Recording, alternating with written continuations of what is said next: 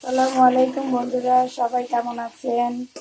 আজকে একটু আগে আপনাদেরকে মুরগি গিলা কলিজা একটু মাংস ভুনা করে দেখালাম।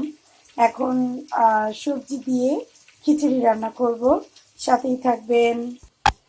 এখানে আমি প্রথমে পেঁয়াজ বাটা, রসুন বাটা, এলাচি, দারচিনি এগুলো দিয়ে একটু নাড়াচাড়া করে তারপর আপনার মরিচের গুঁড়ো, হলুদের গুঁড়ো আর জিরের গুঁড়ো বেশি করে দিয়েছি। তো এগুলো দিয়ে কষালাম। এখন আমি এই যে এখানে সবজি কেটে রেখেছিলাম, লাউ, সিম, পেঁপে, কি বলে এটাকে, সিম, তারপর গাজর, লাউ আর একটু আলু দিয়েছি।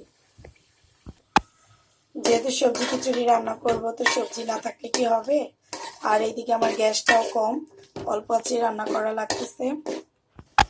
সবজিটা কষানো হয়ে গেল, এবার আমি এতে চাল মিক্স করব। চালটা দিয়ে দিলাম, কিছুক্ষণ এটা চালটাকে ভাজা ভাজা করব।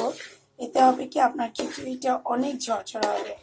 দেখবেন আমার শেষে খিচুড়িটা একটার সাথে আরেকটা দানা লেগে থাকবে না, ভালোই ঝরঝরা হয়ে যায়।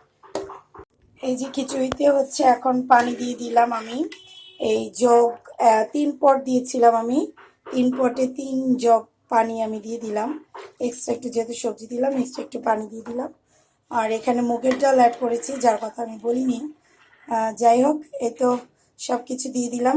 এবার শেষ পর্যন্ত হওয়ার পালা, দেখা যাক কি হয়।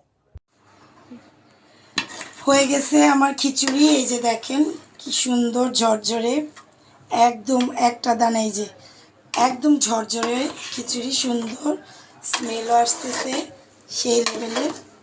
ওকে, আল্লাহ হাফেজ।